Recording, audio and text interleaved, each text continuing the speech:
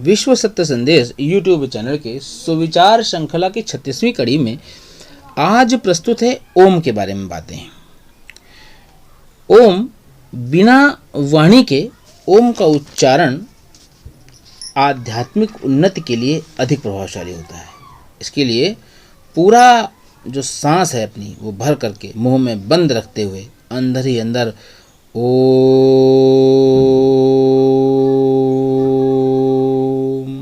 का उच्चारण करना चाहिए और ध्यान उसी ध्वनि पर एकाग्र करने का प्रयास करना चाहिए। छांदोग्य उपनिषद का मुख्य विषय ओम का ही उच्चारण है। ओम को ओंकार, उद्गीत और प्रणव ध्वनि के नाम से भी जाना जाता है।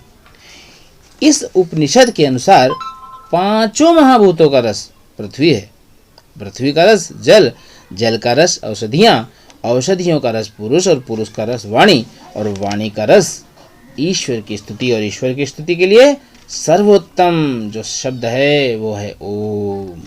इसी ओम में समस्त देवता समाये हुए हैं, पूरा ब्रह्मांड समाया हुआ है। इसी ओम में समस्त शक्तियां समाई हुई हैं और इसी ओम से उत्पन्न होती है यह पृथ्वी और इसी ओम में समा जाती है।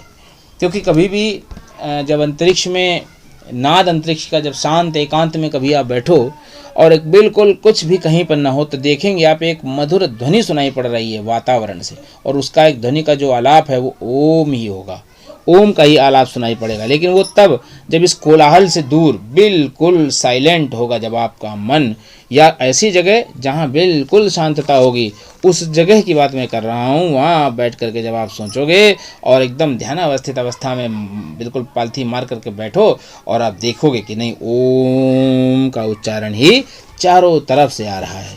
तो इस पृथ्वी का एक मुख्य स्रोत है वह ओम ही है। ओम में ही समस्त संसार समाया हुआ है और ओम में ही समाप्त भी हो जाना है।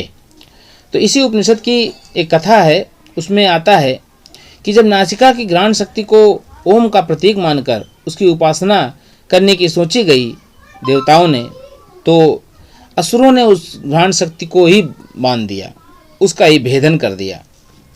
तो जब असुरों के द्वारा भेदन हो गया घ्राण शक्ति का, तो सुगंध और दुर्गंध दोनों ही जो है सूंघने की जो कार्य थे वो शामिल हो गए इस नासिका के द्वारा। तो इस घ्राण शक्ति के द्वारा ईश्वर की स्तुति का माध्यम बनना मुश्किल हो गया। तो इसके उपरांत देवताओं ने जब वाणी को ओम का उच्चारण करने की यानी ओम की उपासना का प्रतीक माना कि चलो अब हम लोग वाणी से करते हैं, तो असुरों ने उसको भी भेदन कर दिया, उसका भी भेदन कर दिया। तो वाणी के द्वारा जो है अब पाप भी होने लगे, यानी कि अपशब्द भी कहे जाने लगे और पुण्य के कार्य भी होने लगे। तो इस प्रकार से पाप के द्वारा लगातार बीनने से जो है सत्य और असत्य दोनों का भान ही निश्चित न हो गया। तो इस कारण से इसका परिणाम यह हुआ कि सारी इंद्रियां ईश्वर की स्तुति का माध्यम बनने के अयोग्य हो गईं। किसी भी इंद्रिय से ईश्वर की जो स्तुति है, ईश्वर की प्रार्थना है, वो की ही नहीं जा सकती थी। इसके उपरांत देवताओं ने मुख में रहने वाले प्राण को ईश्वर की स्तुति अर्थात ओम के उच्चारण का माध्यम बनाने का प्रयास कर लिया। इस प्रयास में मुख वह स्थान था जहाँ प्राणों के द्वारा ओमकार अर्थात ओम का उच्चारण किया जाना था। मनुष्य का मुख पूर्ण निस्वार्थ भाव से जो कुछ भी ग्रहण करता उसे समूचे शरीर की कार्य संपादन के लिए बांट देता। मुख किसी भी वस्तु को अपने पास नहीं रखता है। इस निस्वार्थी प्रकृति के कारण ईश्वर स्तुति का स्थान मुख को बनाया गया।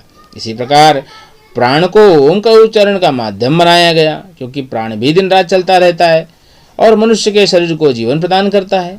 प्राण को परमात्मा का सच्चा प्रतिनिधि माना जा सकता है।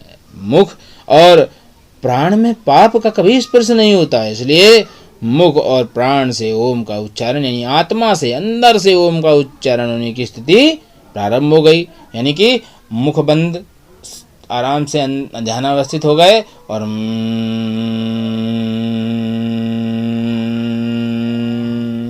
इस नाद को लगातार आपको करने से आपको काफ़ी सारा जो है अंदर से जो है लाभ मिलेगा। यानी आंतरिक लाभ जो है शरीर के जो सूक्ष्म बिंदु हैं वह जो है एकदम से वाइब्रेट हो जाएंगे और आपको अलग ही अनुभूति का जो है एक ज्ञान कराएंगे, भान कराएंगे। तो मृत्यु के जो है समय जब प्राण निकलते हैं तब भी मनुष्य का जो है मुख और नासिका, ये समस्त चीज़ें, शरीर के रोम रोम जो हैं वो खुल जाते हैं। तो इस प्रकार से ओम का उच्चारण से तंत्रिका तंत्र को संतुलित किया जा सकता है, यानी अपने पूरे शरीर को जो है संतुलित किया जा सकता है केवल